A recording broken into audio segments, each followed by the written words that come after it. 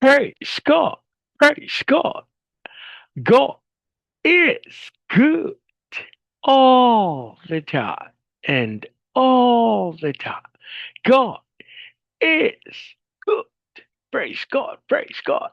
Isang mapagpalang araw po sa bawat isa. Sa pagkakataong ito, tayo po ay dudulog, lalapit sa ating Diyos na buhay ng may pananampalataya na kung saan may dalawa o tatlo na nagkatipon sa kanyang ngalan. Naroon siya sa kanilang kalagitnaan.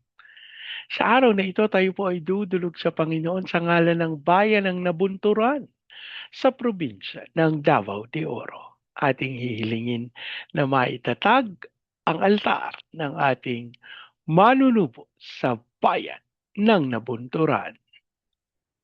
May mudag sa atong mga kaigsuunan diha sa Visayas ug sa Mindanao. Bisan pa katong atong mga kaigsuunan nga anaa sa Luzon ug sa laing nasod.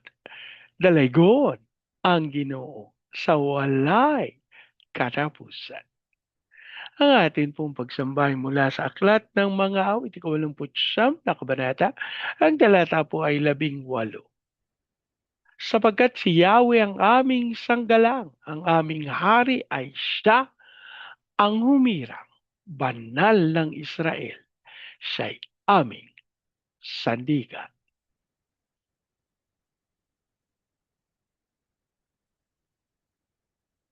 Sapagkat si Yahweh ang aming sanggalang, sapagkat si Yahweh ang aming sanggalang, ang aming hari ay siyang humirang. Banal ng Israel, siya'y aming sandigan. Sapagkat si Yahweh ang aming sanggalang, sapagkat si Yahweh ang aming sanggalang, ang aming hari ay siya ang humirang, banal ng Israel, siya'y aming sandigan. Aming hari ay siyang humirang, banal ng Israel, siya'y aming sandigan.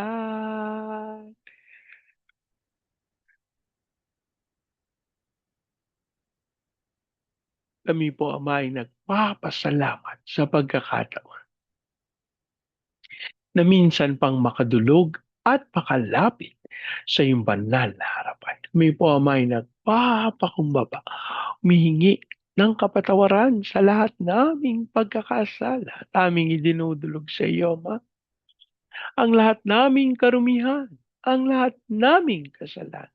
Aming idinadalangin na ikaw po ang maglinis sa pamamagitan ng banal na dugo ng aming manunubos. Habang amin din pong idinudulog sa iyo ang bayan ng Nabunturan sa probinsya ng Davao de Oro. Ang aming panalangin ng lahat ng altar at lahat ng kasunduan na ginawa sa bayan ng Nabunturan ng hindi ayon sa pangalan ng aming manunubos ay mapawalang peace sa pangalan ni Jesus at ang aming hiling sa pangunguna ng iyong Santong Espiritu, maitatag ang altar ng aming manunubos sa bayan ng Nabunturan. Maraming salamat po ang aming pag-asa at tinugon nyo at tinanggap namin ang aming panalangin sa pangalan ng aming Panginoong Yesus. Amen. Amen. Amen. Amen. Amen. Amen. Amen. Praise God. Praise God. Ang atin pong pagbubulay ay mula sa aklat ng Exodus sa 3 kabanata. Ang talata po ay 18 hanggang 20. Papakinggan ka ng aking bayan pagkatapos isama mo ang mga pinuno ng Israel at pumunta kayo sa Faraon. Sabihin mong si Yahweh, ang Diyos ng mga Hebreo ay nagpakita sa iyo at kayo'y maglalakbay ng 3 araw papunta sa ilang upang maghandog sa akin. Alam kong hindi siya papayag hangga't hindi siya ginagamitan ng kamay na bakal. Kaya't paparusahan ko ang buong Ehipto sa pamamagitan ng kababalaghan.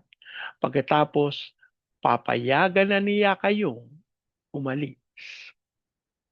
Ang Diyos po ang magpala ng kanyang buhay at makapangyarihang salita. Sa bahagi pong ito ng banal na kasulatan ay maliwanag nating matatagpuan ang katotohanan ng pagkabatid ng Panginoon sa mga magaganap sa hinaharap.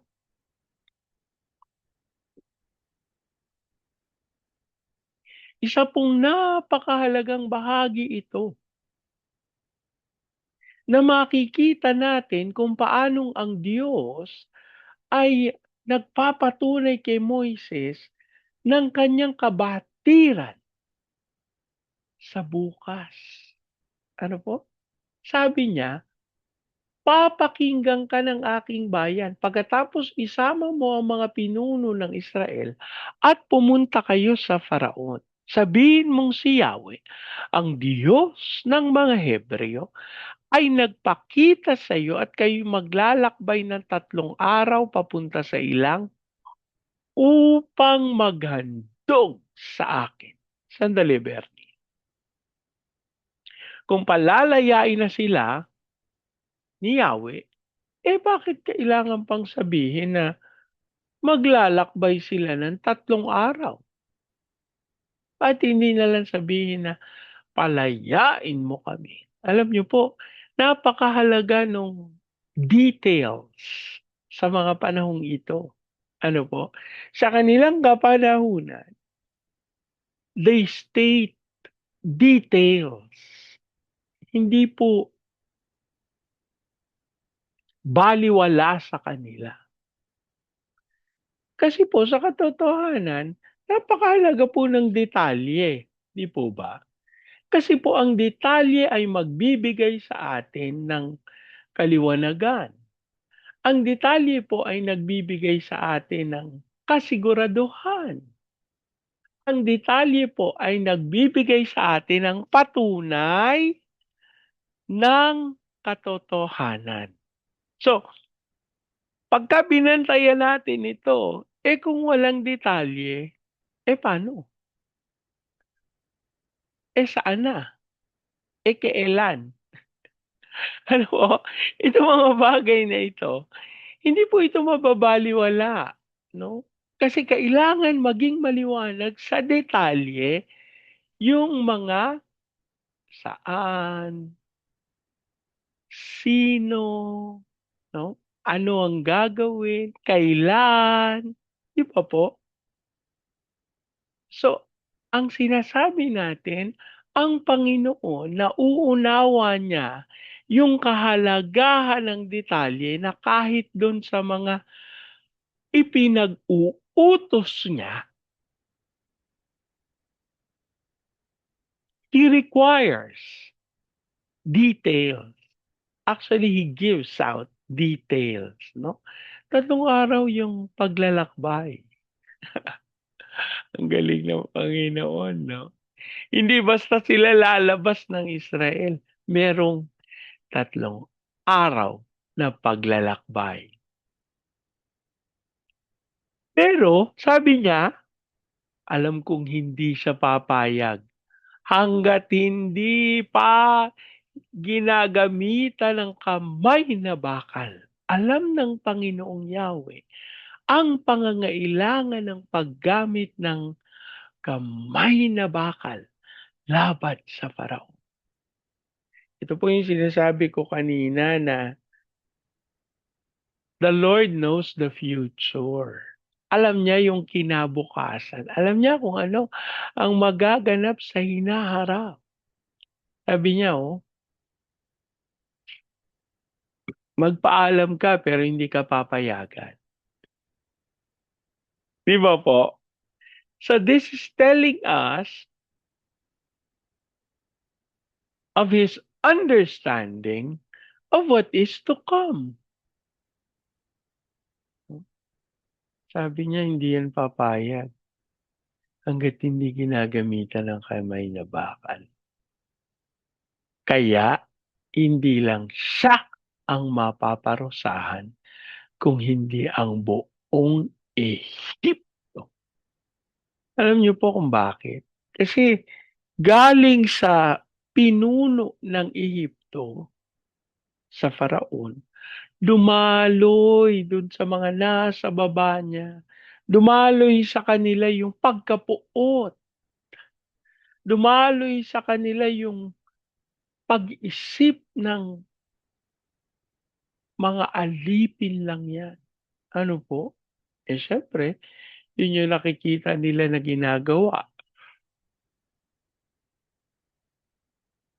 at sinasabi nung paraon nila. Eh de, gagayahin nila kasi iniisip nila, tama to. Ito yung ginagawa ng pinuno natin. Gayahin natin. Mga kapatid, dapat nating maunawa na hindi talaga, ito po pagka tinignan natin, hindi tao ang kalaban natin. Kasi ang lahat ng ito ay udyok ng kaaway. Kaya alam niyo, hindi tayo pwedeng basta-basta nagagalit sa mga kung sino-sino.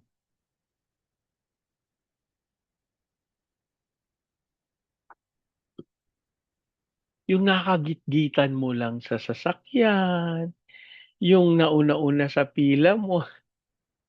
Alam niyo, pahiyang-pahiya ako niyan. Sa Prayer Mountain pa, bali ba? Kasi po sa Prayer Mountain may pila papasok. Yung isa nagsusulat, yung isa nagbabasa na habang nasa pila, may sumingit sa unahan namin. Sabi ko, may pila po sa likod. Sabi niya, kasama ko 'to.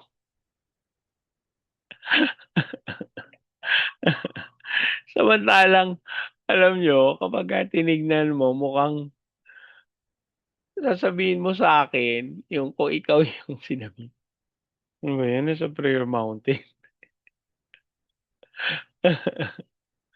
Ang gaspang na ugali. Pero alam niyo ito yung nagsasabi ng katotohanan na lahat naman tayo, 'di ba, ayaw nating nalalamangan, parang gano'n yung sinasabi ko. Kahit Prayer Mountain pa yan. Pero alam mo ang sinasabi niyan sa atin, hindi tayo magkakalaban, magkakapatid tayo, nasa Prayer Mountain nga tayo, eh. Magpansinan tayo, magbatian tayo, maging masaya tayo. Let us not be proud that we are going to the Prayer Mountain at yung iba, hindi. Na kahit yung mga pumupunta na dun, nagyayabangan. Sandali hindi ko naman sinasabing lahat, pero meron. Na porket pumunta lang ng Prayer Mountain, ano mas banal, 'di ba po? And perhaps this should give us the understanding na ang paglapit sa Panginoon, hindi nagsasabi na mas magaling tayo kaysa sa iba. O mas malapit tayo sa Diyos, mas mabait tayo. Mas madali tayong makapasok ng langit. Naku, wag po tayong magsinungalingan. Biyaya ng Diyos ang pagpunta natin sa langit. Hindi yan dahil sa mga mabubuting gawa natin. Hindi dahil nagpe-prayer mountain tayo. Hindi dahil nagsisimba tayo kahit araw-arawin nyo pa. Oras-oras, oras-oras pa kayo magsimba. Kung hindi naman tapat sa puso ang ginagawa niyo para sa Panginoon. Mga kapatid, ito po ay paalala para sa bawat isa sa atin that when we serve God, we serve Him with all of our hearts.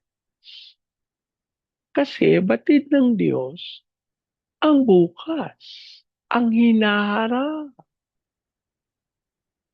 Kaya alam niyo ako sa mga pagkakataon napakatahimik ng Panginoon. Samantalang ako'y kulit ng kulit. Lord, ano na ba? Then God started to open my understanding na, di ba, hiningi mo 'to, ito pinagkaloob ko sa'yo. Alam niyo po tandang-tanda ko 'yan nung pinoproblema ko po yung presyo ng lisensya. Napakamahal naman kako ng lisensya. Napakamahal naman kako ng pagpagawa ng lisensya ng sasakyan. Gusto ko pong mag-drive ng motor, ano po. Tapos biglang binigyan ako ng Panginoon provision. Tapos sabi ko, sayang naman 'to kung gagamitin ko sa paggawa ng lisensya. Alam niyo binili ko ng sapatos. Napakatalino ko, ano po, ayoko ng sasakyan, sapatos lang gusto ko, ayan naglalakad tuloy ako. Why do we have what we have? Why does God giving us what we have? 'Pag yun ang hiningi natin, bibigay ng Lord. Gamitin natin ng tama. Gamitin natin sa paraan na nais ng Diyos at sigurado tatagumpay tayo. Dalangin po tayo. Ama naming Diyos na makapangyarihan sa lahat, kami po ay nagagalak, nagpapasalamat sa iyong patuloy na pangungusap sa amin at pagkakaloob ng katuruan na sa pamamagitan nito nauunawa namin ang katapatan mo at ang kadakilaan mo kahit sa gitna ng mga pagsubok, kahit sa gitna ng mga pangyayari na tila hindi maganda ang epekto sa amin. Lord, kami humingi ng tawad at dumadalangin ng paglilinis mo. Amin din pong idinudulog sa iyo yung kakayahan na gumanap at sumunod sa iyong dakilang kalooban. Kami po ay nagpapakumbaba. Lord, sa mga pagkakataon na pinilit pa rin namin yung gusto namin kahit batid na namin na hindi nga yun puwede. Lord, patawarin mo kami at dasal namin kami patuloy na pagkalooban mo ng kakayahan, hindi upang makapanlamang, kundi upang maunawa kung anong iyong kalooban at tunay na lakaran namin ang landas ng iyong katwiran. Sa iyo din namin ipinagkakatiwala, Panginoon, ang bayan ng Nabunturan sa probinsya ng Davao de Oro. Ang aming panalangin, ang katawan ng aming Panginoong Kristo sa bayan ng Nabunturan ay tunay na magkaroon ng pagkakaisa, unawaan, pagmamahalan at pagpapakumbaba. Lord, maging dahilan ito kung bakit matatagpuan ang Santong Espiritu na itatak ang altar ng aming Panginoong Kristo sa bayan ng Nabunturan. At ang aming panalangin tunay naming maranasan ang pagsama, pangunguna, pagpapalam sa iyong mga anak. Lord, sa iyo din namin ipinagkakatiwala yung mga kapatid na pinagpapala mo sa pamagitan ng mga lupain, ng mga bahay. Lord, sila ay kalooban mo ng karunungan, kalooban mo ng kakayahan na makapagdesisyon at makalakad sa iyong dakilang kaloob. As we also pray for the provisions that you have granted, Lord God. And we ask patuloy na maging maliwanag sa amin ang inyong pagnanais na maganap at masunod ang inyong dakilang kalooban. Lord, sa iyo namin ipinagkakatiwala yung mga tao na naglilingkod at gumaganap ng inyong nais. Dasal namin ang patuloy na pangunguna niyo sa kanilang sambahayan at hayaan niyong maganap nila na sumunod at lumakad sa inyong dakilang katwiran.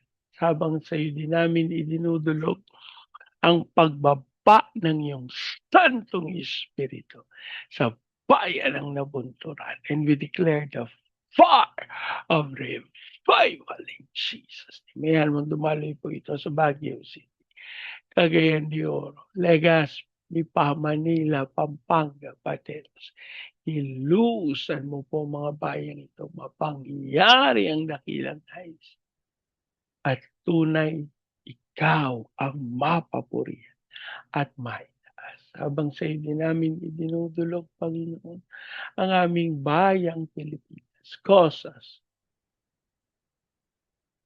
to walk in accordance with your purposes. Kaya man dumalo yung kapangyarihan mo sa buong Luzon, Visayas at Mindanao, sa mga bayan ng Baguio City, Cagayan de Oro, Legazpi, Lipa, Manila, Pampanga, pati. Ibuhos mo pong yung kalwalhatian sa mga bayang ito. Maganap namin yung tawag mo to be the launching pad of the gospel, to be a missionary sending country, to be the America of Asia in the height of its glory. Sa iyo din po namin ipinagkakatiwala ang mga bansa ng Vietnam, Cambodia, Myanmar, Laos, Thailand, Malaysia, Singapore, Indonesia, Brunei. Kilusan mo po ang mga bayang ito mapagka sa pagdating ng iyong pagsama at pagkaling. As we declare blessings to the whole of the Philippines. Maraming salamat po. Father, we just acknowledge and claim your blessings sa mga bayan na iyong itinalagay. And by faith, we claim we received our prayers in Jesus' name. Amen, amen, amen, amen, amen, amen, amen. Praise God. Praise God. Sa pagkakataong ito, yan niyo pong salitain ko ang basbas ng Panginoon sa inyo at sa inyong sambahayan. I declare the everlasting love of the Father. I declare the unending blessings of the Son. I declare the sweet, sweet, sweet fellowship of the Holy Spirit now and forever. Declare there's no house and not with party, with no vehicle and with a flourishing business. In Jesus' name. Amen, amen, amen, amen, amen, amen, amen. Praise God. Hanggang sa susunod po. Sama-sama nating ideklara, Pilipinas, God bless you. Big time. And so we declare, to God be all the glory in Jesus' name. Amen, amen, amen, amen, amen, amen, amen. Praise God.